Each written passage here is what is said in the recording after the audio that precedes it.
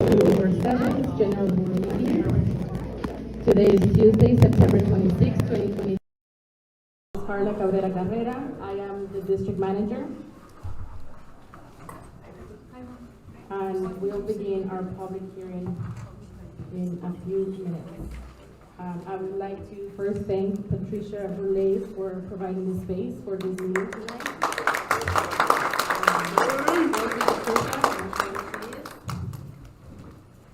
We have a code of conduct, and it reads as follows.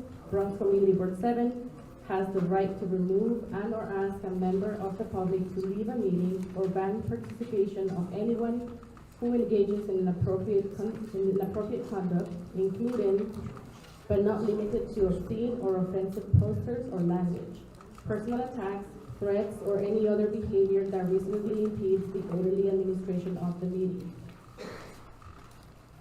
The board's executive committee and or other assigned committee will review repeated offenses and or behavior and ban the offender for an amount of time determined by the committee. If in-person outbursts or attacks continue, this will be considered disturbing the peace and the authorities shall be summoned. I will now begin our public hearing by calling on our elected officials. Is the mayor's office here? The New York City Public Advocate's office? The New York City Comptroller's office?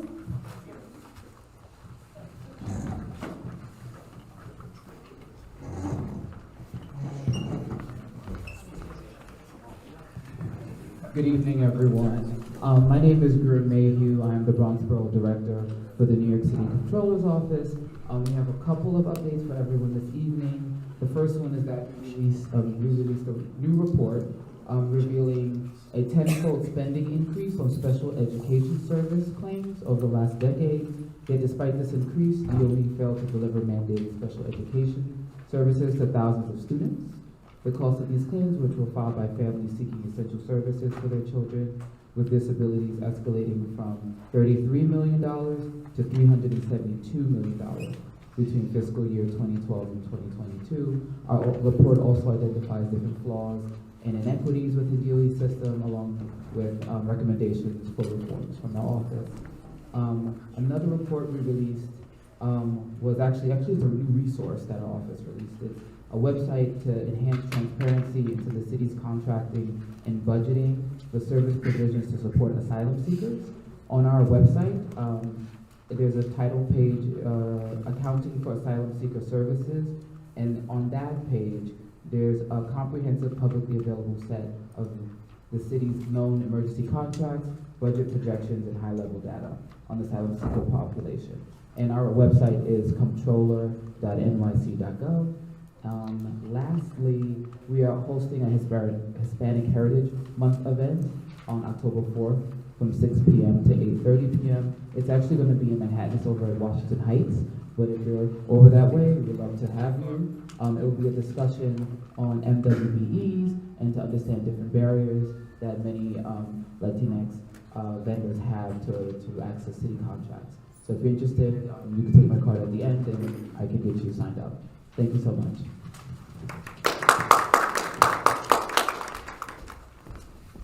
Thank you, and just as a reminder, everyone will have 2 minutes to speak, and we have a very busy agenda, so I will definitely keep track of the time. Next, we have the Bronx Borough President's Office. Kenny?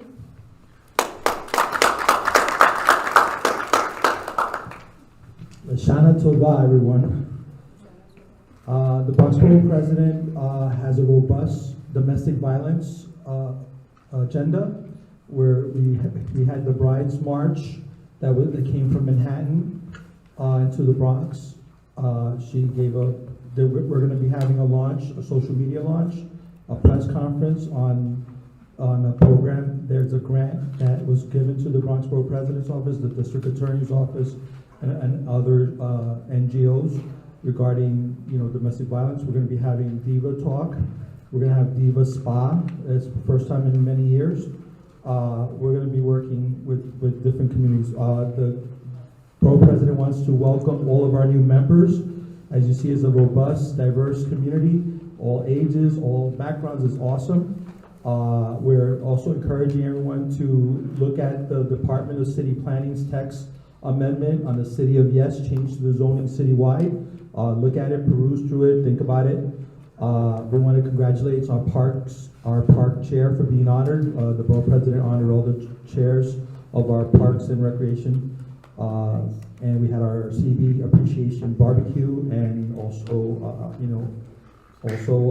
our open law committee, open government. That's on it's on YouTube. The Bronx HIV and Epidemic Roundtable will be having Ending the Epidemic, Ending Stigma March, October the 20th, at Bronxborough Hall.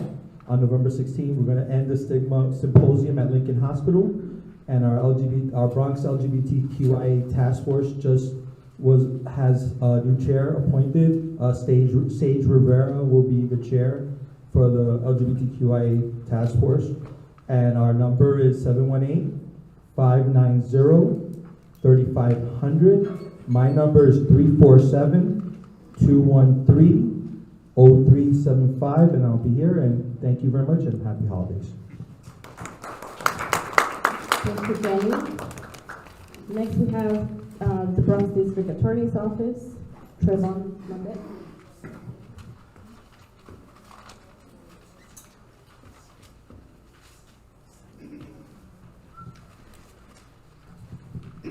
Everybody hear me? Yes. All right, I'll be really brief. So we have an event coming up on October 7th to partner with Kay was mentioning. It's a DV walk. It's going to be actually a 5K. We're going to have sponsors, Yankees, BP, we sponsor as well. Yankees are providing the medals. We're going to have therapists. So if anyone's triggered during the walk, you'll text the therapist. They'll put you to the side, and you can have conversations. So the date is October 7th, starting at 9:30. I have a bunch of flyers over here, so I'll wait after the meeting and I can hand them out. Thank you. And we have Assembly Member Jeffrey Dinowitz here.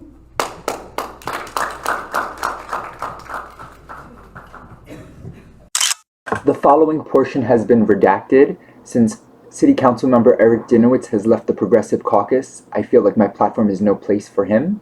Also, his inaction on the Pride flag issue for Marshall Parkway speaks volumes. Thank you. Next, we have the 52nd Precinct.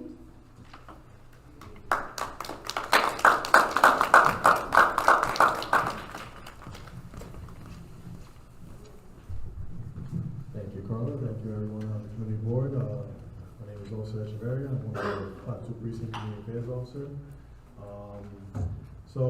Real quick, I'm just going to go over the 7 majors. I don't know if that's still included in your packet, but usually it used to be. But pretty much, we were having a really great summer over this summer, but towards the end, we fell off pretty hard. We had some pretty significant incidents.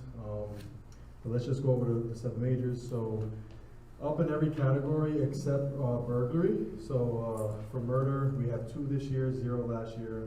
For rape, we have 3 this year, 2 last year. Robberies, 36, last year 31. Felony assaults, 55, last year 52. Burglaries were down, so we had 11 this year, 17 last year. Grand larcenies, we had 51 this year, 45 last year. And grand larceny autos, 32 to 19. Overall, almost a 15% rise in crime. Usually in the summer, it tends to be this way, but again, we had some significant incidents. One update to give you in the incident with the baby who was exposed to the fentanyl. A third arrest was made today.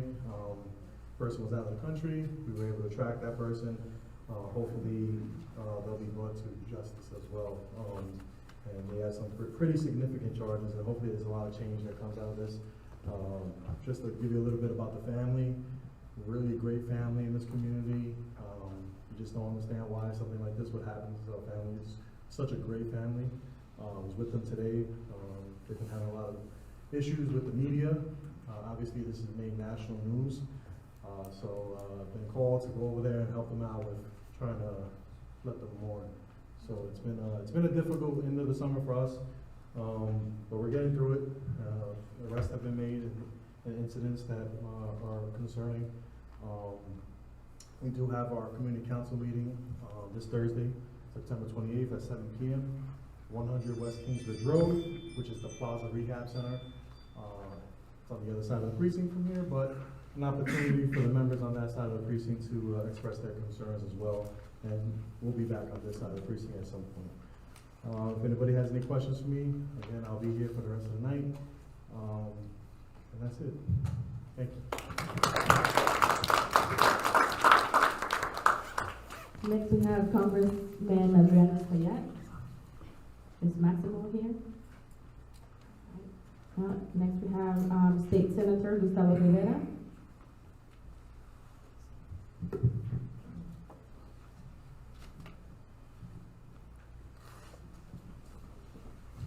Good evening, everyone. My name is Sari Mendoza. I'm the Director of Community Affairs for Senator Gustavo Rivera.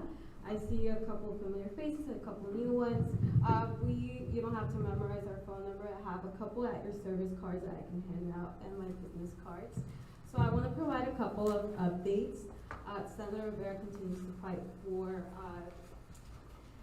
coverage for all and end medical death at this time as we move forward with the new legislative session. A couple of over the summer updates. We had a couple of backpack giveaways and pop-up events. We have a lot left over, a lot of children's books, backpacks, school supplies. So please, if anyone needs them, please reach out to me. I'll be here towards the end of the meeting, stay around. So please let me know if anyone from the board needs or knows of any organizations, please let us know. We, at this time, have not resumed our satellite office hours, our RSS, and at Bronx House, in Bronx East House. We should be resuming them in the next coming, in around November, so please stay up to date with that. I don't have any other updates. Should you have any questions, please feel free to approach me. Thank you.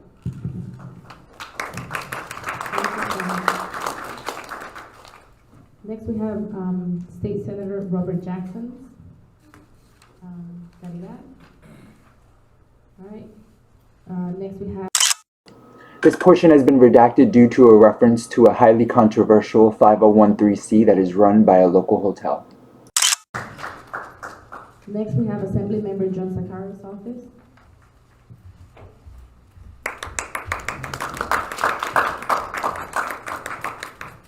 Good evening, everybody. My name is Ana Sacerdote. I'm Assembly Member John Sacaro Jr.'s constituent liaison. I hope everybody had a wonderful summer break. We were busy. We had a backpack giveaways. We had a couple of them. And then we also had our grand opening for our office. And then I also wanted to let you know of upcoming events. And also, by the way, the Assemblyman will be coming by, so he should be here soon.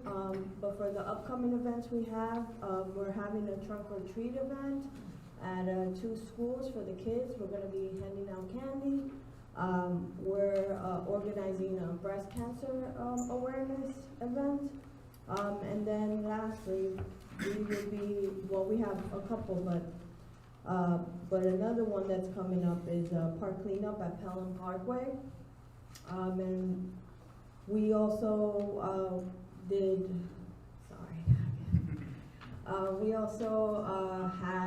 we partnered with the Sheriff's Department's office to raid a couple of illegal, stores with cannabis. And so we hit a couple of spots, so that was a big thing that we partnered up with the Sheriff's office.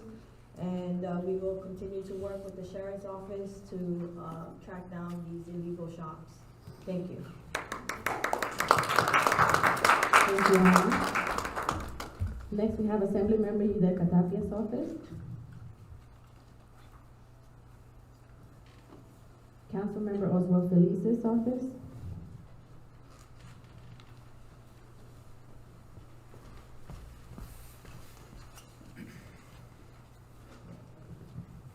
Good evening, everyone. My name is Nicole Aguila, and I am the Community Affairs Representative for Councilmember Oswald Feliz. First and foremost, I would like to give a big thanks to the New York Botanical Gardens. Today, we were at the ribbon cutting ceremony. They're awesome. And also along with community partners for the grand opening of 2856 Webster Avenue, which is a new senior housing development, which will house almost 200 seniors in District 15. So again, thank you so much, New York Botanical Gardens, for your support and our community partners with that. We also wanted to let you know that our council member has also been very busy in the district, with back to school giveaways, providing supplies and backpacks for students in our community. We also are giving out the health bucks for the farmers market to members of District 15. So you can pass by our office Monday through Thursday from 10 a.m. to 4 p.m. So you can come and get the health bucks. We also have an immigration lawyer that comes in every Tuesday by appointments to see constituents with any concerns that you have related to immigration, concerns that you may have through CUNY Citizenship Now program. If you have any questions or other concerns related to quality of life issues or any applications that you may need assistance with any government agency, we'll be there to help you. I left some business cards here on the table here at the front for you guys if you're interested in taking one, if you're interested in receiving any additional information from our office.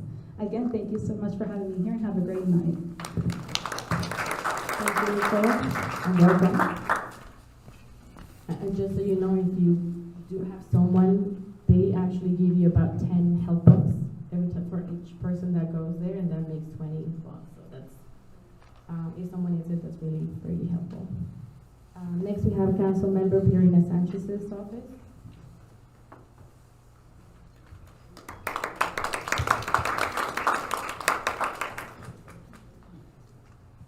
Hi everyone, my name is Magali. I'm Special Assistant for Councilmember Sanchez. Unfortunately, she was not able to be here. She's feeling a little bit under the weather, so I'll be providing some updates for her. First, I'd like to start off by taking a moment to honor the precious baby boy, Nicholas Dominici, who we lost in our community. Our office is working to support the families impacted and to work with government agencies to address policy and protocol. So stay tuned for more updates on this. In terms of updates from our office, we want to thank everyone for submitting the 311 complaints about the conditions of the Kingsbridge Road underpass. We have received commitment from DSNY, DOHMH, and MTA to perform weekly inspections to ensure litter is picked up along with needles and all other materials of concerns. So these 311 tickets become data points to show that the deep investment is needed in our district, so please keep on doing that. In terms of office resources, Arriva is in our office every Monday, providing housing resources as part of their Ready to Rent program. Urban Justice Center will be in our office on October 18th, providing assistance for folks with domestic violence cases. NILAG is in our office every month, providing free legal services. Bronx Legal Services is in our office every month, providing free legal services as well. The Mayor's Office Public Engagement Unit is in our office every second and fourth Tuesday each month, providing tenant support. And then if your folks are also in need of health books, definitely stop by our office in District 14. Lastly, I want to invite you all to our Fall Festival at St. James Park on October 28th. So definitely come out, and since everybody's sharing their Instagram handles, you can also follow Councilmember Sanchez at CMPI Sanchez, and stay tuned for other updates. Thank you. Thank you. Next, we have Ken Engel.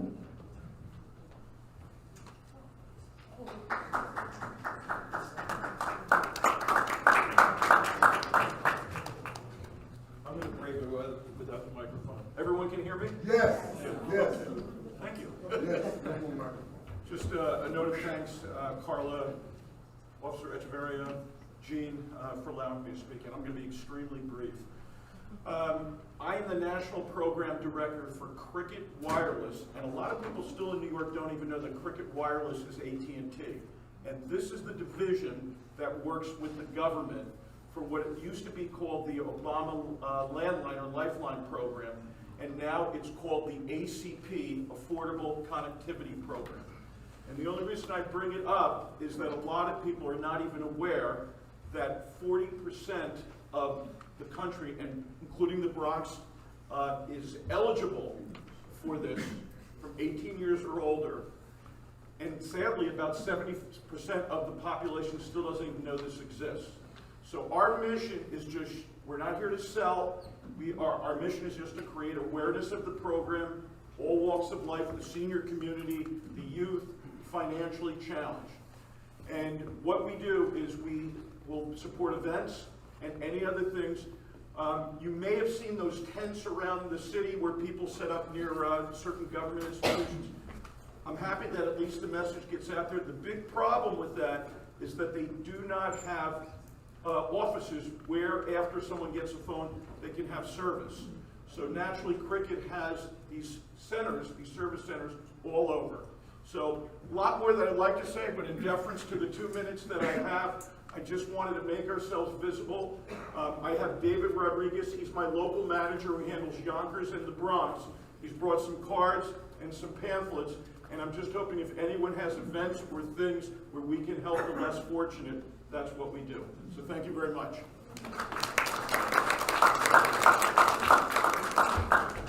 Thank you. Next we have.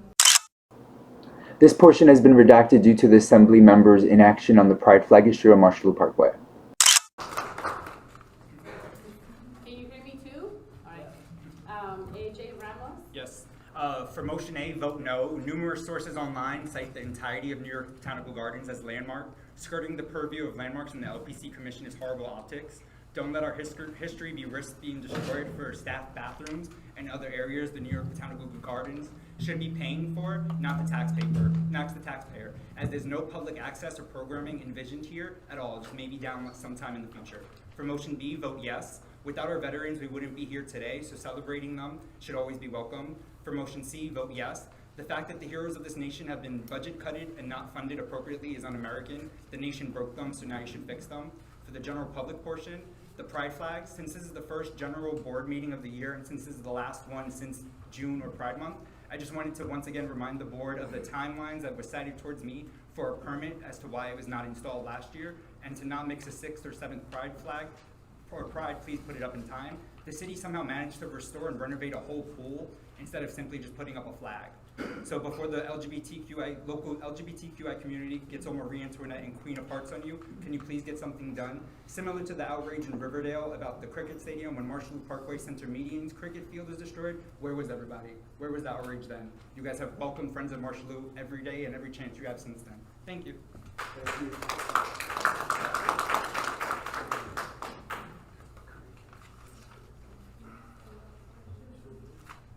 Next we have Cardine.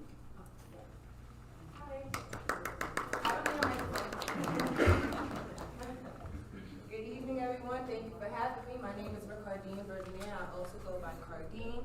I am the Bronx Community Relations Manager for Good Shepherd Services. I just wanted to tell you a couple of programs that we have within this area. Bear with me while I quickly pull it up. As a matter of fact, let me just tell you guys about Good Shepherd Services. Good Shepherd Services has over 90 programs across Brooklyn and the Bronx and Manhattan. They support over 33,000 children and families. Our program range from after school to in-school programming, foster care, and anti-gun violence. I know you guys all heard of BRAG, Bronx Rises Against Gun Violence, so that is us, right? And they are pretty much here to pretty much intervene. They are credible messengers. They pretty much have programs for the youth to keep them occupied, to make sure that there's no violence on the streets in our communities. So shout out BRAG, they actually here in the back, they right there. Very, very, very good work. Along with that, we do have, we also have, like I said, anti-gun violence and also housing for the youth experiencing homelessness. And also we help students get their high school diplomas, and we're just well connected. So Good Shepherd Services is a huge organization. We're pretty much geared to like youth and families, helping youth and families, and that's it. That's my card. And I have cards too, so yeah, holla at me. Next we have CDO.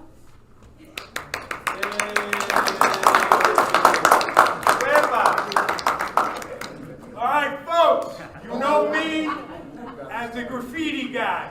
Okay. But today, I'm here representing my wife's nonprofit, Crusaders for Children's Rights. As you know, this month we lost a 1-year-old child, Nicholas. Yes. And it is very sad that when you send your child to daycare, it ends up being a death care. And that is the most saddest thing that could ever happen to a baby, a 1-year-old.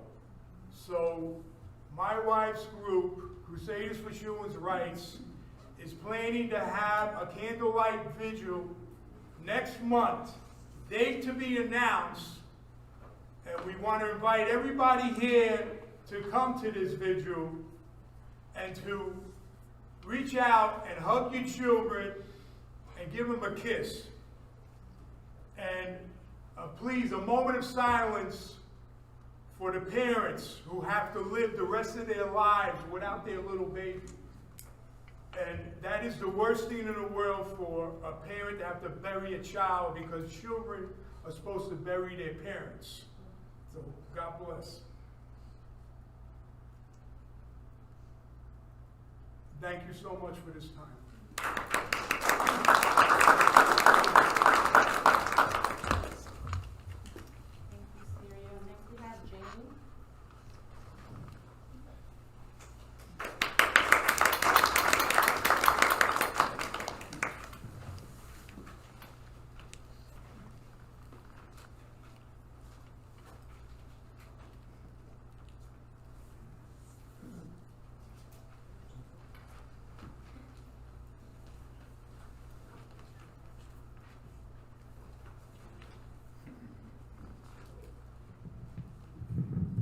Good evening, everyone.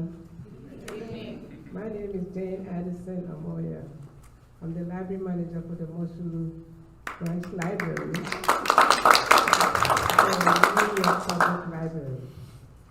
I'm here this evening to inform you that we are still offering online and in-person programs for the public. We have programs for adults, teens, and children, as well as babies. So please join us during the week for all these programs. We also have an upcoming special program or event on October 12th. This program is Welcome Back to the Library. We know that the summer is over, kids are back to school, and that's when the library gets really, really busy. So this program is to welcome everyone back to the library. And it's being hosted by 3 different libraries. This is the Bankotla Library, Woodlawn Heights Library, and the Moshulu Library. This event is taking place at the Moshulu Library. So we welcome all of you. If your organization would like to table, we would like to welcome you so that you can come table and share resources for the general public. Our after-school program is also going to start next week. It's a free program for all kids from 6 to 12. So it's free. You come in and we help you with homework. We have tutors and assistants who will help the kids with their homework. They have programs, suggestion of books and other stuff for the children. So we welcome you all to the library on October 12th for this special event, and every day as well, Monday through Saturday, for anything that you want. Come in and check out books and anything that you like. Thank you so much for having me.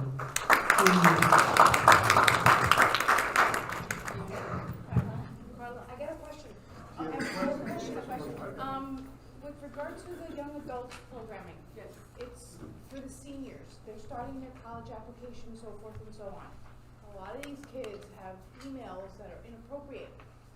So I was wondering if if there would be a workshop that I can move on to the schools that my organization is partnered with, and so that they can, if there's a workshop that we can have for the kids to say, okay, the importance of having an email, a professional email, not only for college applications, but for LinkedIn, but for jobs, and so forth and so on. They know, but they don't know, because they don't understand. So I was wondering if this can be arranged in some way, and if so. I'll work with our team librarian and we'll see what we can do. Okay. Yes, I'll give it. I'll give it. I don't have a card, but I can give it to you. I have it. Okay. Thank you. I thank you for taking my suggestion or listening to my suggestion. Thank you. Thank you. Next we have Caridad Figueroa from State Senator Robert Jackson's office. I'm going to be very brief. I'm just going to give you a few talking points. I'm very happy to see you all. My name is Caridad Figueroa. I am a community liaison for State Senator Robert Jackson. I would like to just talk about a little bit of our highlights, what we've been doing in our office for the last 2 months. We've been participating and partnering with Kingsbridge Library to distribute backpacks and school supplies. We also have a tennis rights clinic that's being held today, and it's also going to be held at October 26th and the 24th, November 14th and the 28th, and December 12th. That's going to be at 5030 Broadway, along with Met Council on Housing and CUNY in the Heights. Again, that's at 6 p.m. Also, if you need any constituent services, we're available. I have my business card, I'll provide our card. Also, our job has been helping a lot of constituents that have been affected with the EBT skimming. We've been helping them fill out the documents, the report, making the calls. So it's very important to report any loss of money or theft of the food stamps immediately. And then there's another process that you have to go to in order to log into a website where you can see the exact amount that was taken out and you can report it, and people are getting their money back. Okay, so that's basically it. Again, thank you all for having me here. It's so nice to see you all. Thank you. And I saw Alina Dow from the mayor's office just walk in.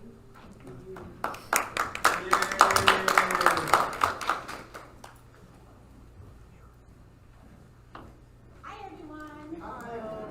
It's so nice to see you guys. Community Board 7. I actually live in Community Board 7, so I am a little biased. This is the best community board.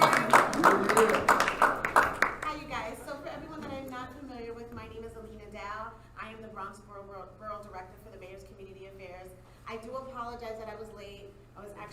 We were able to bring 10,000 pounds of food into the Bronx, and we had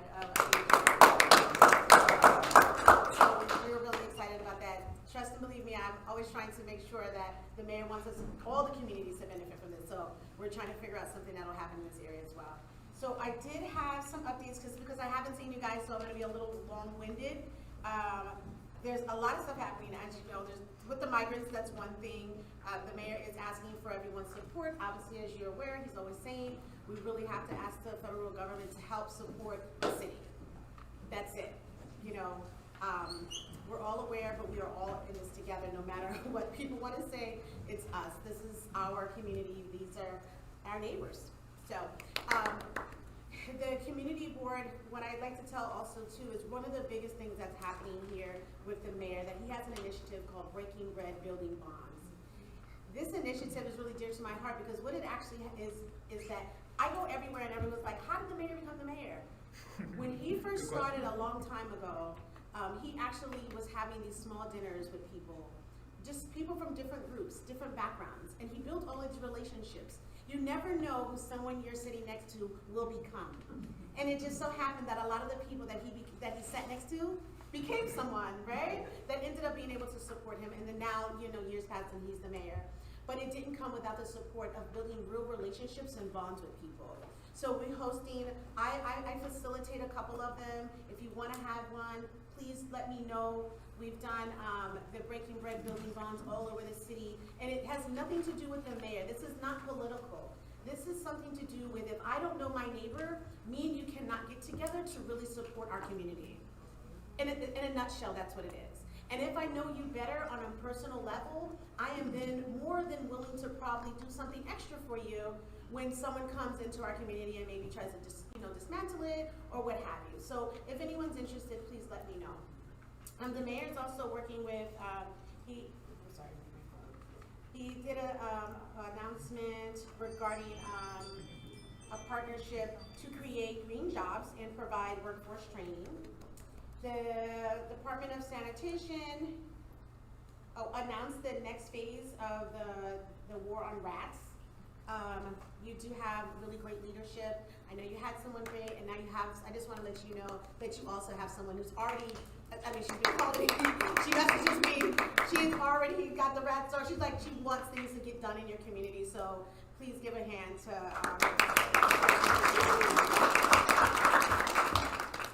you have Get Stuff Done, Getting 97 Done, which is a comprehensive plan to reduce the emission of our buildings. Everyone is aware, we all live in a lot of older buildings, and we are doing our share of polluting. So there's stuff that's happening, and the mayor is working on trying to see what's the best way. There is a local law that was passed for the co-ops, so if anyone is in a co-op, you're probably aware of the local law. Please, I'm literally running right now from produce to here. So there's a local law that they were talking to a lot of cooperative buildings to find out how they can lower their emission use. My building, I have a co-op building not too far, it got a D. So I'm gonna be the first one on the line, like calling and reporting that we got a D, now what can we do? We have, obviously you know about that. Oh, text with Eric. So this is a new initiative that the mayor wants you guys to be able to communicate with him directly. So I will share the information and she'll put it on the community board. And then one thing that's also good, I just wanted to acknowledge, so Jean Hill, we had people in the community, the mayor wanted pillars of the community. Jean Hill, people were sending emails asking, just offering, please to acknowledge Jean. So Jean, please give Jean a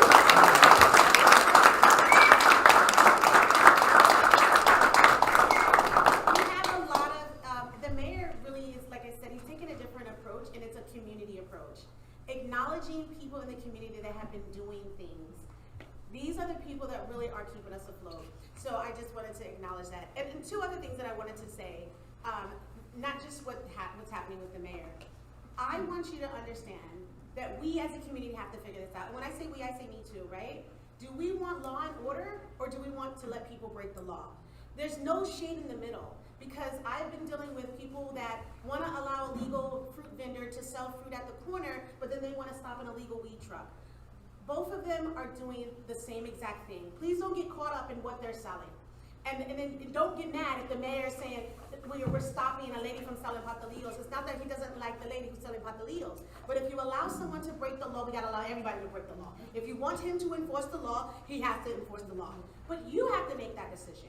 And we have to make it amongst our community. You can have someone saying, oh, we don't want the illegal car washes, but your neighbor, they're all standing in the line holding up traffic to get their car washed.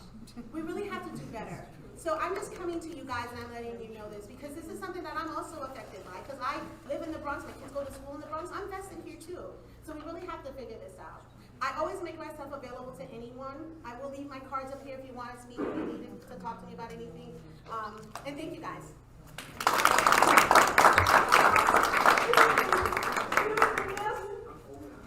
I have a comment, and it's a citywide problem. It's these illegal semis parked all over our city. And it's a two-way street, like you said. We don't want them on our neighborhood, but then the truckers need a place to sleep. And it's a citywide, it's not the Bronx. And then Riverdale gets them, so let's don't say Riverdale doesn't. Riverdale gets them. Bronx that gets them, they're all over the Bronx. Gets them. Yeah, I've seen them in Manhattan. I don't see the Bronx or Queens or Staten Island, but I'm sure they get them. And nobody's talking about it. So I put it on the mayor's footsteps. So everyone is talking about it. Just give me 1 second. I do want to address that. The mayor is well aware of it. He actually has an entire task force working on it. But what's really happening that you might not be aware of is that the mayor has to work with other elected officials, the ones who write the laws that say that the trucks cannot be on the streets. The mayor does not write laws. Remember, he just enforces the laws and he also pushes policies. He has, like we have had, the 5-2 can tell you, we're ticketing, we're going out. I've literally sat there with some of my officers watching them climb up on the trucks to give these tickets, to tow them, and we come back the next day and 5 others are there. So I just want you to be very clear about things that we want to say and give to the mayor. We really have to make sure that we understand, we have to know civil engagement. We have to understand who's writing these laws to allow certain things to happen. And the mayor is really trying, and I have to say, like, I've been in these meetings, we have the deputy mayors, we have mayors, the deputy mayor's office, like, they're trying to figure this out. But you think about it, we need supplies to come in, so we're sort of like in a catch-22. The same person that we gave the ticket to that had the truck lived in the community, and was like, well, where am I supposed to go? You know, so it's sort of like a balancing act, but I will say that they are working on it, and the mayor is well aware that, like I said, this is something very high in getting stuff done. It just is not as easy, just like the car washes, all these big items that you're gonna mention, these are not things that he's not aware of. He's actually, like, we sit and we talk about them, we're trying to figure it out. He got millions, like all these people, we're trying to figure this out, but it's not so easy as we would like to say. And you should know because you used to be on the transportation committee and I used to ask you about getting a speed bump on my street. So you're very familiar with the process, right? I just want to make sure, let's be clear, you know who I am, I know who you are. I just want us to really understand what's really taking place. The mayor is really, when he says he's working to get stuff done, he really is. It's not as easy as just getting the stuff done, as we say, especially when it comes to laws. Because he doesn't write them, if he could, he would change it. So maybe we can ask some of our local elected officials, which he is working with. I've never seen government work so well together. They are trying to figure out some of the bills that would say, and when you're parking, that the ticket is not so little, because we've heard that the truckers rather pay the $65 or the $100 ticket because it's still less than some of the fees that it costs to go upstate on the highway, or it's less than a hotel. So, you know, but those things are some of the stuff that you probably want to get together community-wise and talk to some of your elected officials. Thank you all for the questions. I'm not leaving, I'll be Alina here. is going to pass out her business card so you can ask these questions to her Forum bus directly. lanes. Don't forget the We forum bus have lanes. to keep the agenda moving. Well, thank you. So next we have Brian David.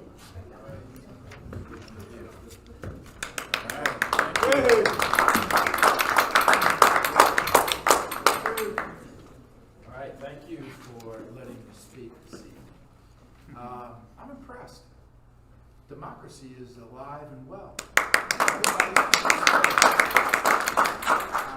50 years ago, I defended the country, and I was in places in the world where they don't have what we have.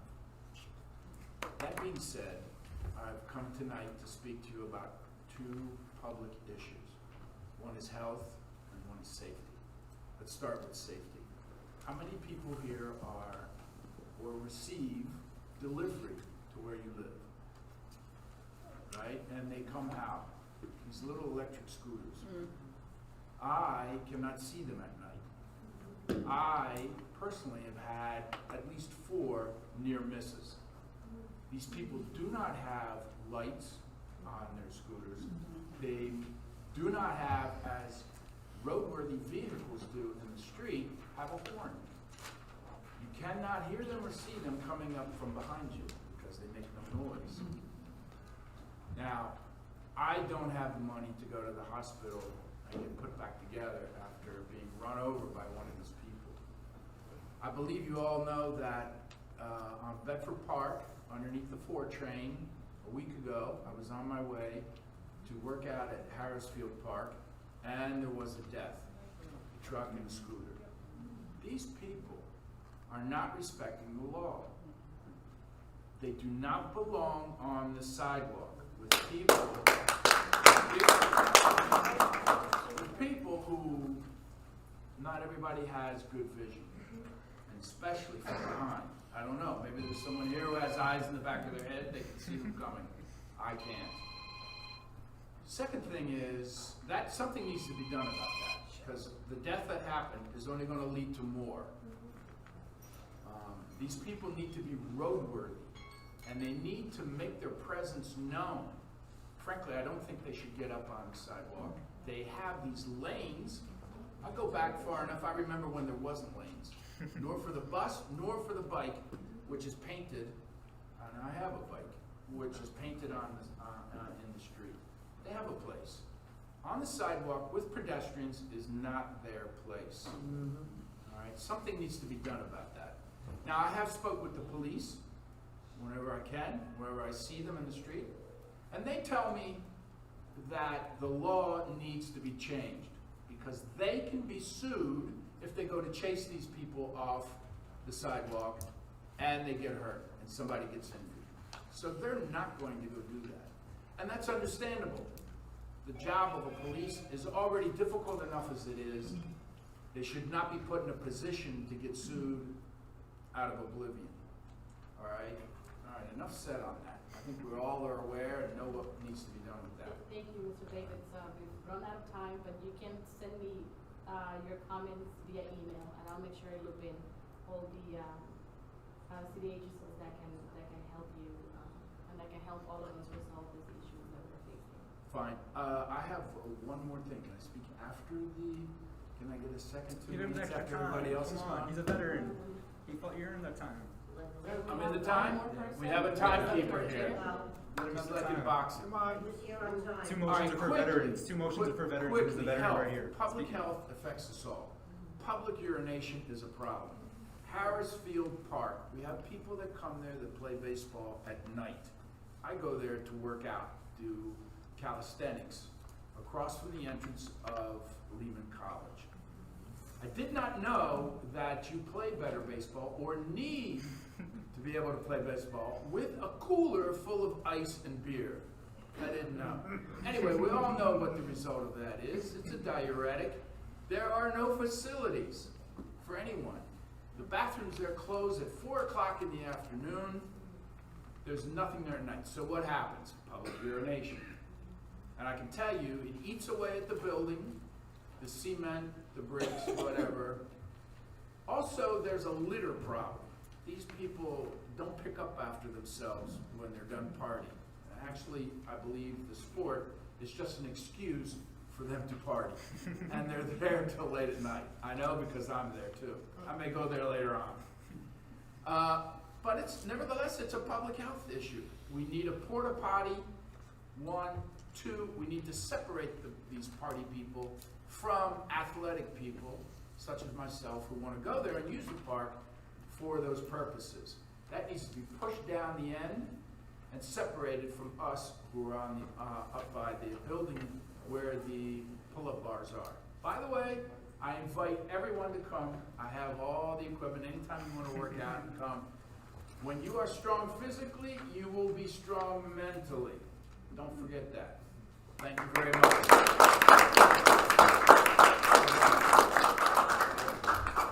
but not least, we have Walter Bell.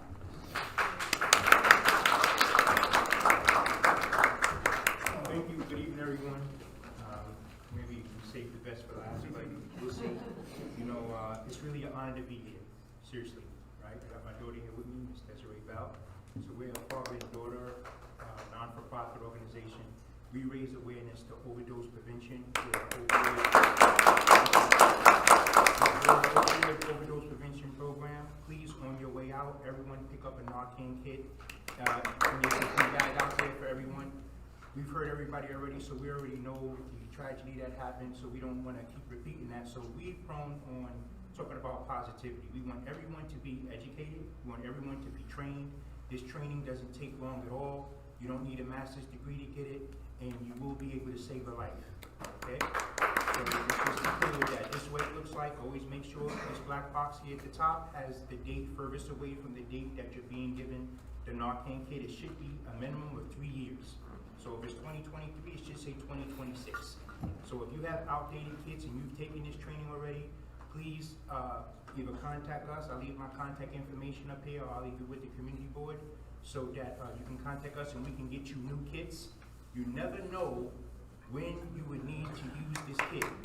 I've actually saved a life with this kit. I've actually probably saved a few. We've done hundreds of trainings all throughout the Bronx. This is our baby.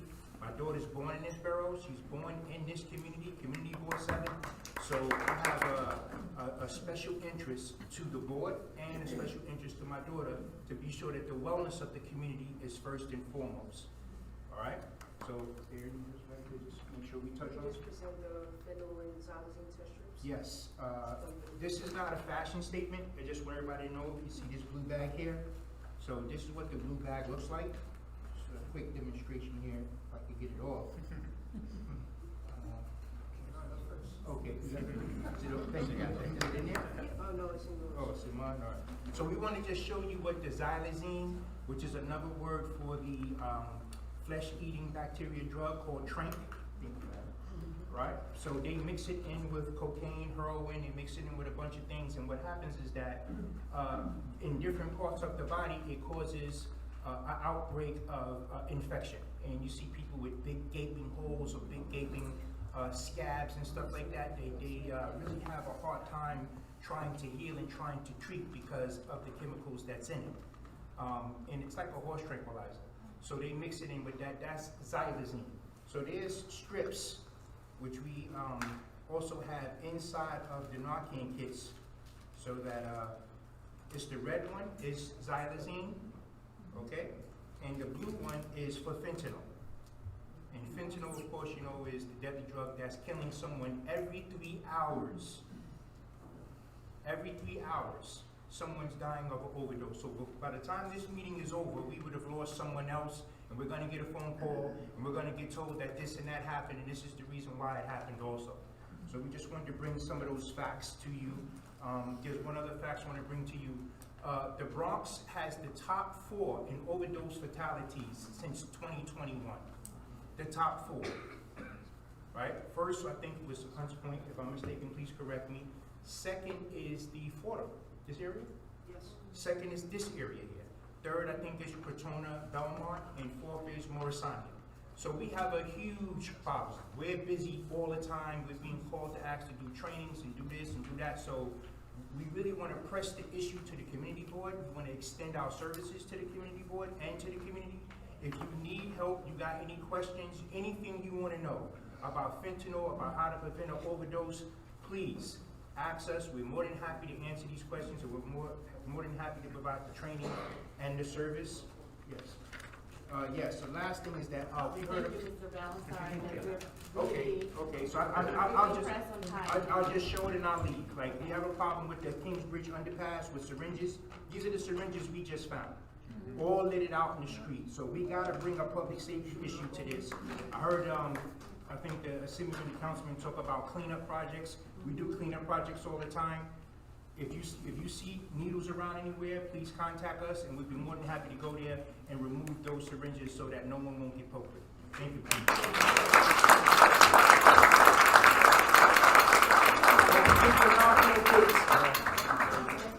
And there's more kids at the front, so as you leave, you may take one. Madam Chair, that concludes our public hearing session. Okay. Welcome, everybody. I know you can all hear me. My name is Jahaira Arias. I am the chair of Community Board 7. Thank you all for being here and present after 3 long years of being in a screen on Zoom at home. I know some of us wish we could be doing that still today, but that is not the case. So with that being said, we'll take in part in today's meeting, and we will start off with the district manager's updates. Carla? Yay. I would like to give a warm welcome to our new Deputy District Manager, Steven Ochoa Camacho.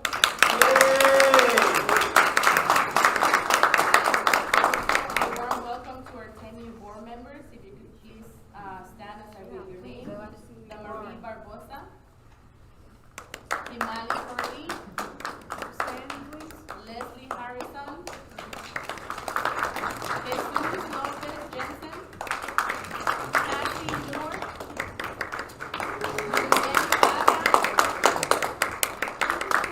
Cristiana Rojas,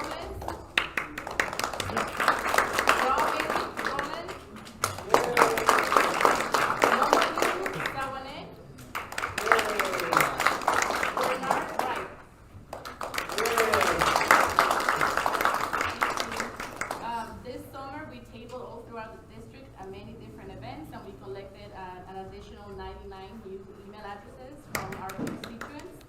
Our office hours are Monday through Friday from 9 to 5 p.m. We are available in person Monday through Thursday from 10 a.m. to 4 p.m. And our office is just off the block at 229-A on this same street. And we were awarded 2 small grants, 1,000 from the Municipal Art Society and 1,500 from the Civic Engagement Commission. So you will see more events coming up. And that concludes my updates. Thank you, Carla. Okay, to the chair's remarks, I would like to welcome all our 10 new board members. Welcome to Community Board 7. We look forward to working with you and being a part of this community and making things happen, because that's what we need to do. We need to make things happen. No more sitting back and allowing the status quo to be the status quo. We need to make things happen and make things move forward for our community. So welcome, and I look forward to working with each and every one of you for the next 2 years. Okay? For the chair's also remarks, thank you. We attended the Kingsbridge Armory celebration. Some of us got the great opportunity to walk inside the Armory. Is an experience of a lifetime. If you lived in this community and never walked inside, it's truly, truly a work of landmark in this community, and we can't wait to see what happens, and that's part of our future. That's part of the things we have to continue to adhere by, because what happens there is going to affect all of us. In some way, shape, or form, it affects a little bit of us, and we hope and pray that whatever comes of it allows us to be a bigger and better community. Okay. My other remark for my board members is my key thing for you guys is attendance. Attendance at our meetings, at our committee meetings, it's needed.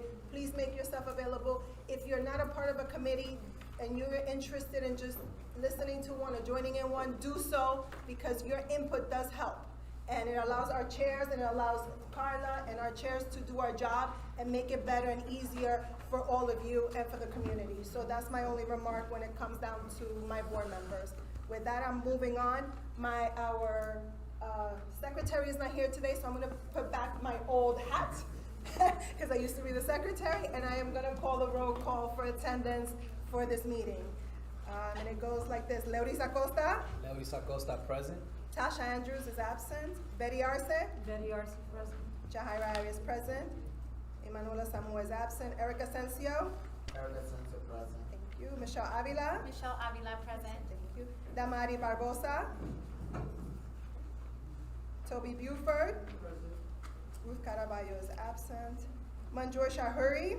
Present. Thank you. Kimali Corley. Kamali Kohli, present. Thank you. Sandra Erickson. Sandra Erickson, present. Thank you. Hugo Gonzalez. Hugo Gonzalez, present. Thank you. Alfred Grant. Lowell Green. Lowell Green is present. Thank you. Leslie Harrison. Leslie Harrison is present. Thank you. Helene Harmon Kanowski. Helene Harmon Kanowski, present. Thank you. Jean Hill. Jean Hill is present. Thank you. Mama Borjul is absent. Andrew Leosa. Present. Thank you. Rosalie Leslie. Rosalie Leslie, present. Thank you. Jesus Lopez Jensen. Jesus Lopez Jensen, present. Thank you. Jenny Medina is absent. Kazi Noor. Kazi Noor, present. Thank you. Meriem Para Feliz. Meriem Para Feliz, present. Thank you. Taina Peña. Taina Peña, present. Thank you. Daisy Perry. Daisy Perry, present. Thank you. Edgar Ramos is on leave. Janelle Robinson. Christiana Robles. Christiana Robles, present. Thank you. Robin Roland. Robin Roland, present. Thank you. Chad Royer. Chad Royer, present. Thank you. Victor Saldana is on leave. Mamadou Sawane. Sawane, present. Thank you. Maharani Subajan. Thank you. Carlos Sosa is absent. Samantha Subatis. Samantha Subatis is present. Thank you. Barbara Stronser. Barbara Stronser is present. Thank you. Gwen Thomas Steed. Thank you. Adeline Walker Santiago is absent. Jake Wilson. Absent. And Bernard Wright. Present. Thank you. We met quorum. Thank you. Okay, moving on. We're going to go into the agendas, a review of last month's minutes, but I don't think we have one, so we're going to table that and move on. Yeah, we're going to move on. I'm gonna move on to our 4 motions. In our packet, we have 4 motions. Those will be pages 7, 8, 9, 10, 11, and 12. Those are our motions. Okay, and I'm gonna pass it over to Parks. Barbara? Good evening, everybody. Our first motion concerns structures that will be put up at the New York Botanical Garden. Picture here, if you can see this. This is at the eastern end of the garden. They would like to construct 2 buildings for their union staff. All right, one building would consist of lockers and restrooms for the union staff, and the other building would be for a garage and repairs for the equipment that would be needed for the garden. So they are requesting a letter of support from our community board to the Public Design Commission, stating that we are in favor of this plan to create what they're calling a new site operations center. Do we have a second on the motion? Second. Any questions from anybody on the board? Comments? Just a question. Betty? Yeah, just the funding for this. What would be the source of From funding? what I understand, it's going to take approximately 3 years to get the package together, and for the garden to get some funding. You may have noticed recently they did get some funding from New York City for it. Aaron is here from the New York Botanical Gardens. Where else do you hope to get the funding from? About 60% public and 40% private mix. It's a $25 million project, and we've secured most of that from the city, and the other 40% we secured from private. Thank you. All right. Any other questions? All right. It's a question. Go ahead, Andrew. Just to make sure, is the footprint going to be expanded? In other words, are you taking away any green space or cutting any trees? That's the question. Thank you, Mr. Chair. No, the footprint is not the, in fact, I wanted to point out that the historical lower large stables is not being touched in this project. It will remain for future projects. Thank you. I have a question. What are they currently using for, like, locker rooms? What are they using in regards to that now? A much less desirable locker room setup, so this will really improve the, there are lockers, but they're in really poor condition. Okay. All right, any other comments, questions? Okay, can we take a vote? Okay. Leoris Acosta? Luis Acosta, yes. Betty Arce? Betty Arce approves the motion. Thank you. Jahaira Arias votes yes. Eric Asensio? Eric Asensio votes yes. Michelle Avila? Michelle Avila votes in favor of the motion. Thank you. Toby Buford? I need to hear you. Yeah. Sorry, Tyler. Manjur Shahuri? Yes. Kimali Corley? Yes. Sandra Erickson? Yes. Hugo Gonzalez? Hugo Gonzalez, yes. Lowell Green? Yes. Leslie Harrison? Yes. Helene Herman Kanowski? Helene Harman votes yes. Jean Hill? Jean Hill, yes. Andrew Leosa? Support the motion. Rosalie Leslie? Abstain. Jesus Lopez Jensen? Jesus Lopez Jensen votes yes. Meriem Para Feliz? Meridian para Felix votes yes. Cassie Noor? Yes. Diana Peña? Diana Peña abstains. Daisy Perry? Daisy Perry votes yes. Christina Robles? Christiana Robles votes yes. Robin Roland? Robin Roland votes yes. Chad Royer? Chad Roy votes yes. Mamadou Sawane? Sonia votes yes. Maharani Subajan? Samantha Subatis? Samantha Subatis abstains. Barbara Stronser. Barbara Stronser votes yes. Gwen Thomas Deed. Gwen Thomas votes yes. And Bernard Wright. Yes. Okay, motion passes with 3 abstentions. Okay, moving on to the next motion. Okay. We have a motion from Veterans Affairs, Chad. Yes, thank you, Chair. So good evening, everyone. So this is the first of 2 motions that we have here. The first one is a motion of a letter of support to the City Council to adopt Resolution 581, calling for the city to recognize November as Veterans Appreciation Month for the City of New York. Recommendation is presented at the request of Bronx Borough President's Office. Resolution 581 seeks to encourage all corners of New York City to affirm or reaffirm their commitments to veterans with acknowledgments, service delivery, and tangible access to resources and create opportunities for further civic engagement. A quick fact, New York City is a national leader on veteran issues and is home to over 2,000 veterans. We are hoping that the resolution will be an important step making New York one of the most veteran-friendly cities in the country. Any questions? Yes. Number 1 second. 581. I have a question. Yes. This letter goes to the Committee on Veterans or to the whole council? The whole council. Then the minutes, the proposal needs to be rewritten a little. Well, right now, the last I checked, it's in committee. It's layover in committee. So we're asking for it to be moved for a full vote. Can we write a letter of support to the Committee on Veterans and not for? To move it out of committee?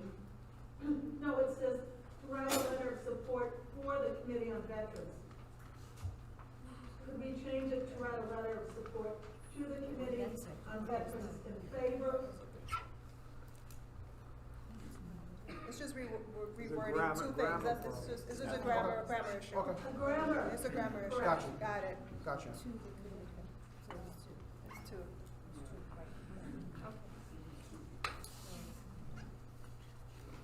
Thank you all. Anyone else? Okay, we're good? Take a vote? Yeah.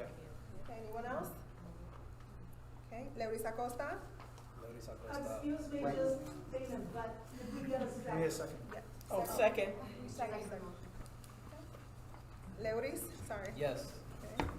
Betty Arce? Yes, with the corrections. Jahira Arias, yes, with the corrections as well. Eric Asensio? Eric Asensio votes. Michelle Avila? Michelle Avila approves with the correction. Thank you. Toby Buford? Thank you. Manjur Shahuri? Thank you. Kimali Corley? Molly Coley, yes, with the correction. Sandra Erickson? Yes. Hugo Gonzalez? Hugo Gonzalez, yes, with corrections. Thank you. Lo Green? Yes, with the correction. Leslie Harrison? Yes, with the correction. Helene Harmon Kanowski? Yes, with the correction. Jean Hill? Yes, with the corrections. Andrew Leosa? Support, Simone. Thank you. Rosalie Leslie? Yes. Jesus Lopez Jensen? Jesus Lopez Jensen votes yes. Thank you. Medellin Para Feliz? Medellin Para Feliz votes yes. Taina Peña? Taina Peña votes yes with correction. Thank you. Daisy Perry? Daisy Perry votes yes. Thank you. Christiana Robles? Cristiano Robles votes yes with the correction. Thank you. Robin Roland? Robin Roland votes yes with the correction. Thank you. Chad Royer? Chad votes yes with corrections. Thank you. Mamadou Sawane?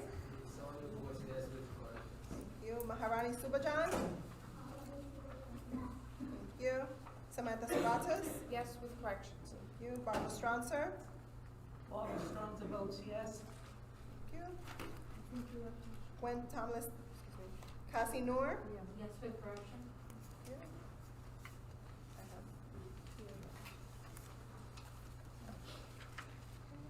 Gwendolyn Thomas Deed. Yes, with correction. Thank you. And Bernard Wright. Yes, with correction. Thank you. Motion passes unanimously. Thank you, everyone. So, thank you. So on to the second one. This is a motion for a letter of support to the City Council to increase its Veterans Initiative budget to $3.2 million. So at one point, we're asking for $2.8 million, but because of inflation, the original request was changed to $3.2 million. This is to be addressed to Robert Holden, City Council Veterans Committee Chair. CB7 is to write a letter of support for the city to increase its funding to veteran initiatives, $3.2 million. The Veterans Initiatives has not had an increase in funding in over 4 years. Many nonprofits and advocates are having challenges with helping veterans and families who are most vulnerable, including those with mental health challenges and legal issues. Mayor recently reported requesting 5% budgets across the board, and Veterans Initiative budgets was decreased from last year. Any funding that is left over would have to have been spread thinly across various organizations, including those who were recently added. This will just lead to further economic difficulties. Any questions? Right. Second to this motion? Second. Thank you, Second. Samantha. Discussion? Any questions, discussions? This one in the back.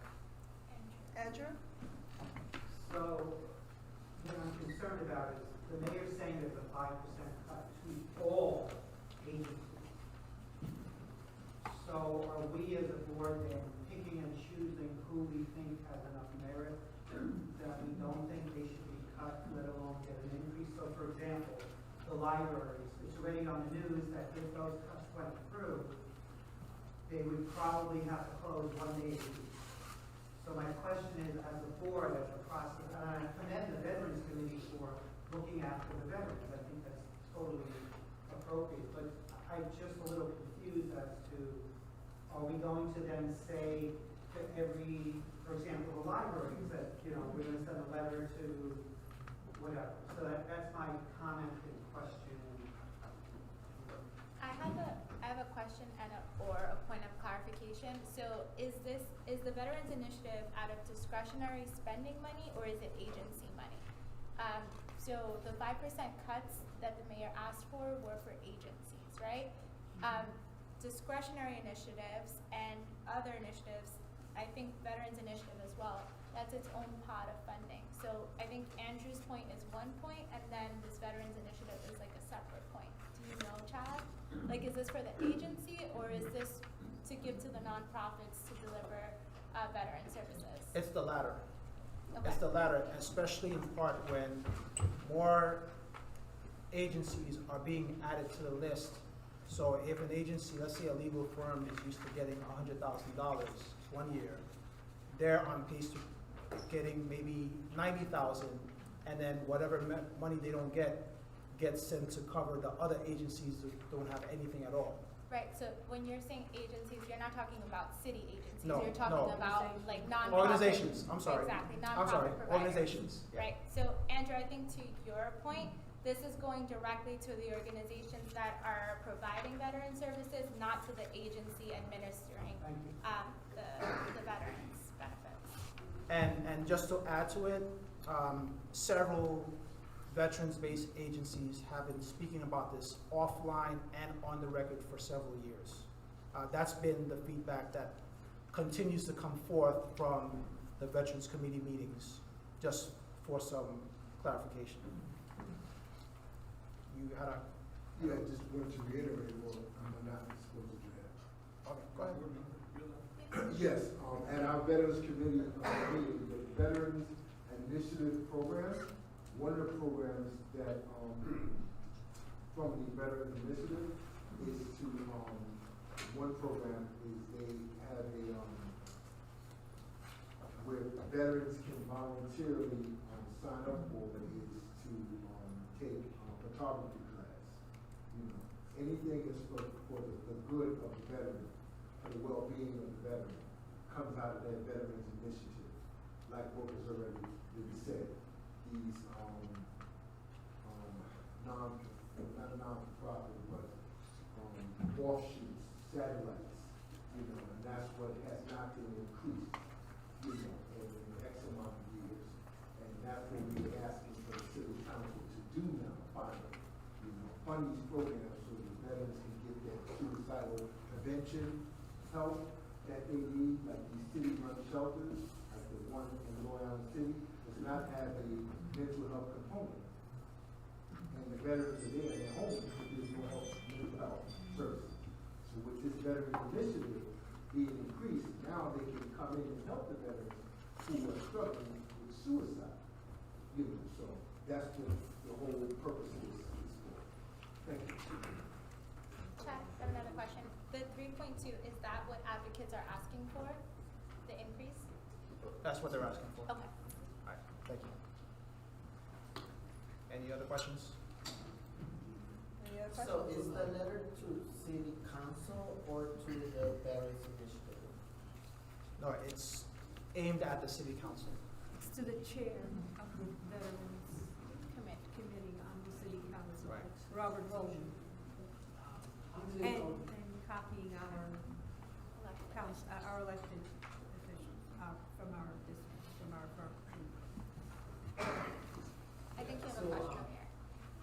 How do you come up with the number? Does it have to be 3.2 or it could be in between or could be more? It was originally 2.8, Right. but they added extra money to accompany inflation. And Chad, sorry, just to clarify, the advocates are asking for extra money to account for inflation. Yes. Yeah, this is something that advocates that do this work are advocating for. So it's not a number that was pulled out of nowhere. Right. That's, yeah. Gotcha. Any other questions? Anyone else before we go to a vote? Okay. Leorisa Costa, Laurisa Costa abstains.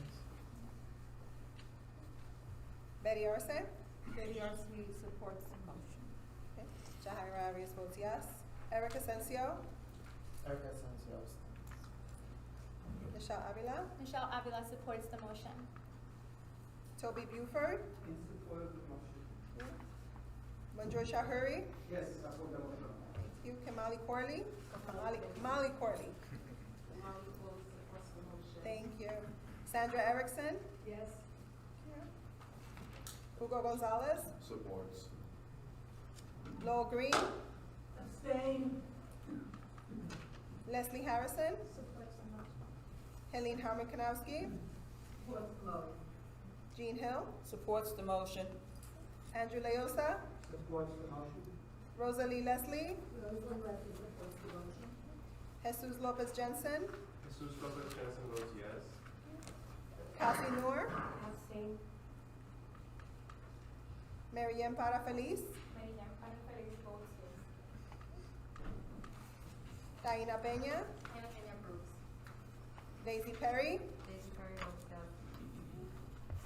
Christiana Robles, Christiana Robles votes yes. Robin Roland, Robin Roland votes yes. Chad Royer, Chad Roy votes yes. Mamadou Saune, Maharani Subajan, Samantha Subatis, Vote yes. Barbara Stronser, Barbara Stronzer votes yes. Gwen Thomas Deed, Yes. and Bernard Wright. Yes. Motion passes with 2 abstentions. Thank you all. Thank you. Okay. How many abstentions? 2. Oh, sorry. Four, sorry, 4 abstentions.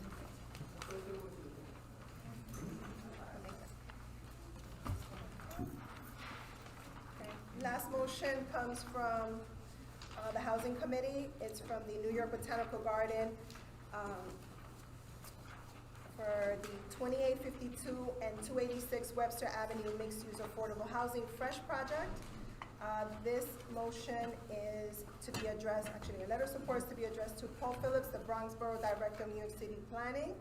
And the motion stands for to send a letter of support to DCP in support of New York Botanical Gardens CPC authorization pursuant to zoning section 6322, authorizing to modify maximum building heights to permit an increase in the building height by 1 story and a maximum of 15 feet.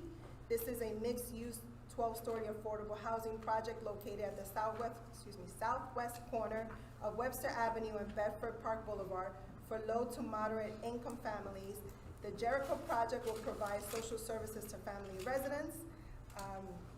This is part of the Fresh project, which will bring healthy option foods to the community.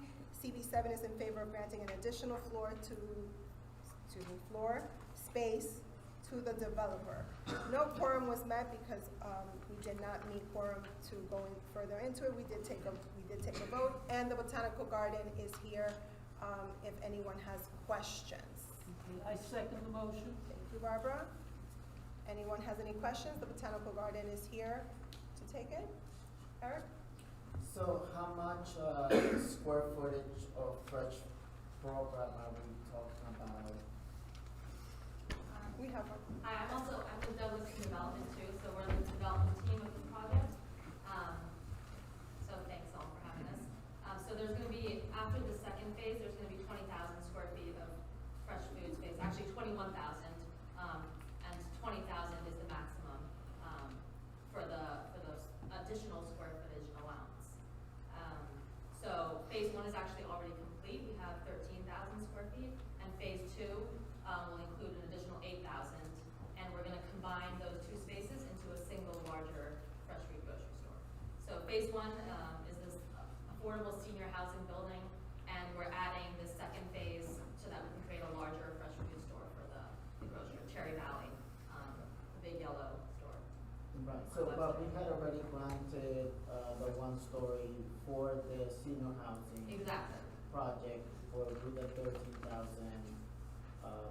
supermarket, that new supermarket addition, right? Yeah, and then So- we're going, go ahead. So now we're gonna add an additional 8,000 to that. Yeah, and then going through the exact same process with city planning for the approvals.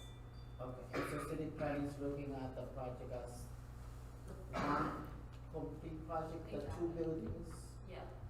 Okay. So they wanted us to go through the process again and present this as a single project and a single building, or not single building, but 2 buildings, 1 project, 1 single fresh food grocer at the ground floor. Understood. Any other questions? Yes, stop me if I'm wrong, but in regards to zoning or planning, you get a credit because there's a supermarket already there next to the building, no? Not because it's next to the building. But it's right If there. So the Cherry Valley is in our phase 2 location, so they're going to move into this new space that we built out, and once they're complete building out their new space and start their operations, we're going to build their additional space in that existing location. So the idea is so that we can make sure that they retain their operations and there's no disruption in their supermarket operations and providing service to the community. So they're not gonna shut down, they're gonna move into. Yeah, they're going to move into the new space, and then we're going to build where their existing store is, and then combine the spaces. Will they still be 24 hours or? Yeah. Okay. Bernard, to give you some feedback, because I know you're a new member, and Eric, correct me if I'm wrong, Cherry Valley was originally there. So, and I'm going a little bit backwards because some of you don't know the history of it. Cherry Valley was originally at this space. The Botanical Garden owns the property. They decided to go with this project. Cherry Valley moved to the side to allow them to build into this project with the understanding that they're moving into the square footage of the new space that the Botanical Garden, which is expanding into that new building property that they now have. That's what this is all Right, about. so they're I've gonna watched it for 3 years. I'm on the next corner, I see it every day. They're But going this to is the- demolish the existing supermarket in order to build a new building. But there's already the senior housing building that's already been built that has 13,000 square feet of supermarket already available for them to move into. I see it now, yeah. And then when the new building, the second building is built, then we will have a 20,000 I get it. square foot store. Yeah, I see the whole It's a thing. little bit of a supermarket Tetris going I on. see it, yeah. So that people know the little bit of the history as to how we came about to this, because I know, I see some confusing faces, so this is how this is all came to about, and clarity is good, because Yes. everybody needs to know where we are, because I know we're gonna get tons of questions back. At least you guys know a little bit of the history, how we went from that place to where we are today, Okay, okay? thank you so much. So, any other questions? Andrew? So I'll go last. Okay. I think Toby has. Oh, Toby, go ahead. So with the building of this additional building, right, is it going to be environmentally friendly? Is it going to have solar panels? Or is it going to have, consider the state of our, earth? Not solar panels, but we are gonna have a green roof, and we're actively looking at the latest, I mean, it's all gonna be all electric as well. So electric stove, and high efficiency appliances and, mechanical systems. I have a question. And is there a plan to put greenery there, trees and? Yes, yeah. Kazi? Thank you for the breakdown. You mentioned that it's going to bring a lot of healthy options to the community, and we know there is already other stores that are located there. So what unique benefit will it be providing to the community that are not already provided? Like, why is it better than like? So through this fresh program, the grocer will actually have to meet certain requirements of square footage for fresh produce. And this is through, this is all written out in the zoning resolution. So to participate in this fresh program and go through this authorization through the city planning, commission, we have to make sure that the grocer actually provides this certain square footage of allocations for fresh food and, perishable foods. So that now they'll actually, like the existing grocer doesn't have those requirements, but when they move into this new space, they will have to follow these requirements, and it's written out in the lease. Andrew? Just one correction, it's the southeast corner. Oh. Thank you. Andrew? Oh, Alina? What? You wanna go last, Andrew, or you wanna go Yeah, last? I wanna make sure. Okay. I'll say, this court always brings up, well, there are union jobs, if not union jobs, will you be paying livable wages to the workers? That includes the subcontractors, because we know that we see that all the time. They subcontract out to these fly-by-night contractors. So that's one of 4 questions. So the first, phase 1, so we follow our city and state guidelines for how to, for labor. And, for phase 1, it was a prevailing wage project, and we follow the state guidelines. For phase 2, the term sheets, don't exactly support, for a requirement of union labor. But we work with our construction team, making sure, we're meeting, for all required labor requirements, for the term sheets and requirements that are set by the state. So the different phases have different requirements? Why, I mean, this is. Yeah, they follow different term sheets that are set by the city, the housing preservation development. The second question, are any of the apartments either rent stabilized or somehow, say after upon lease renewal, can you just revert to market rents? Or will you be locked in?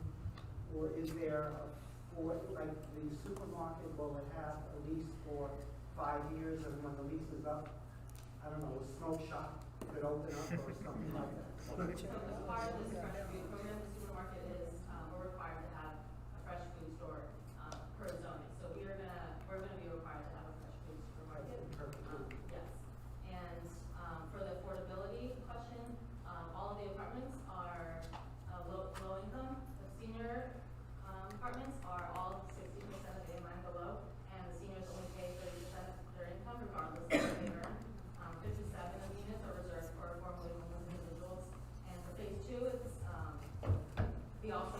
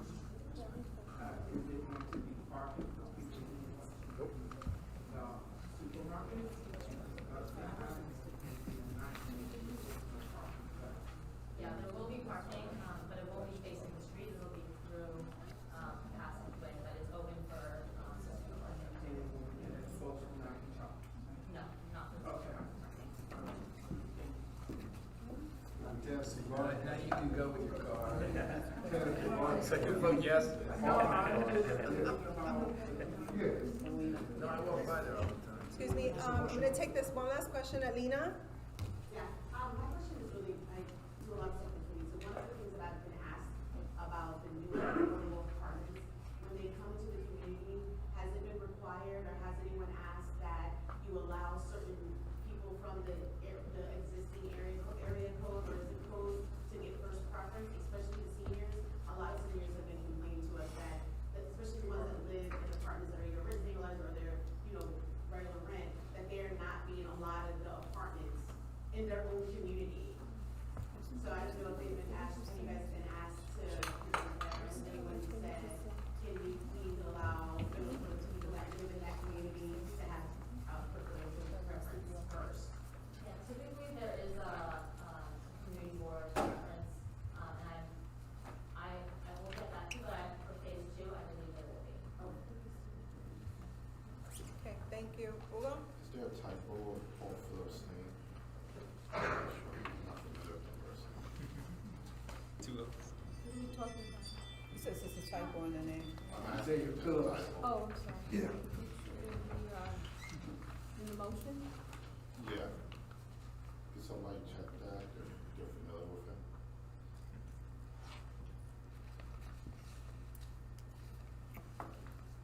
Oh, Phillips, you mean Phillips? Paul Phillips. Paul Phillips, yeah. Is it Phillips? Is it Phillips or Phillips?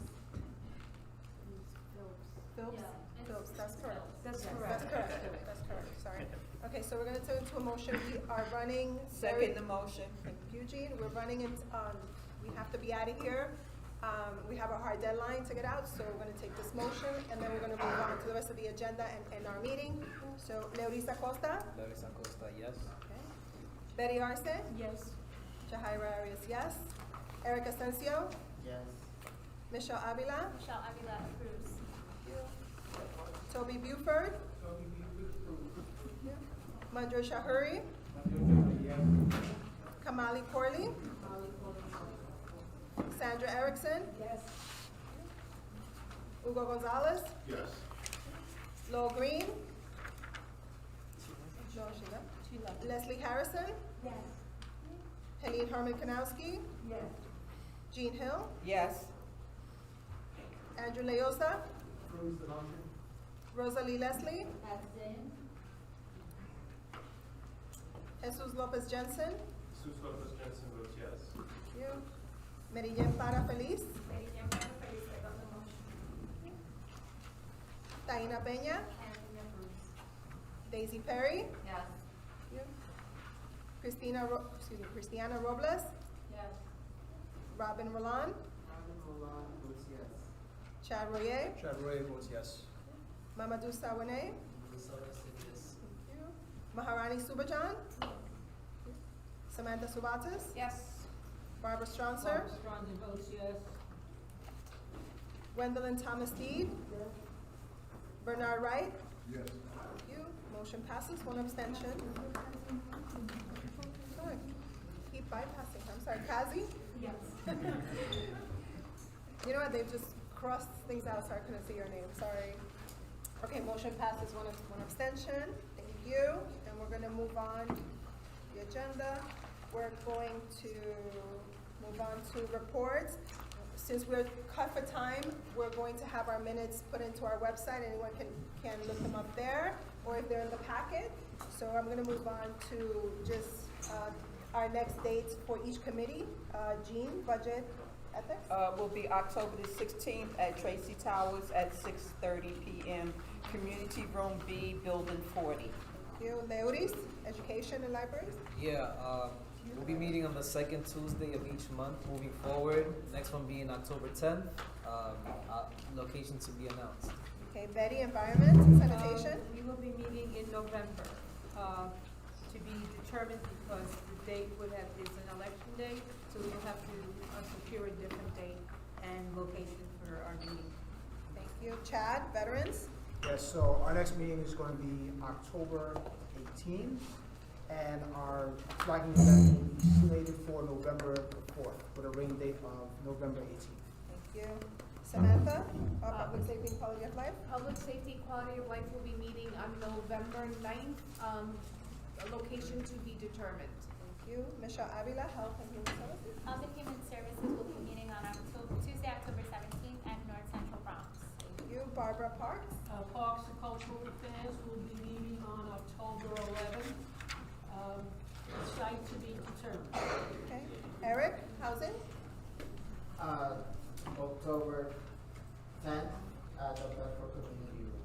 Okay, and Traffic will meet on October 5th, and that will be at the Bedford Community Room. Okay. One second. We have one announcement. Just really quick, something that came up.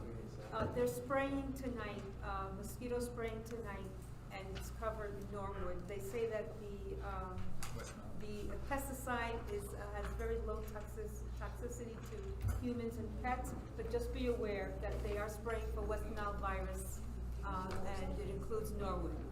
Okay? Just to be started at 8:30. I don't know at what point it's going to hit our neighborhood, but just be aware of that. Okay, thank you. With that being said, this closes out our board meeting. Okay, do I have a motion to close out? Motion to adjourn. Motion to close out the meeting. Second? All in favor? Aye. Thank you, everyone. Our next meeting will be Tuesday, October 24th. Thank you.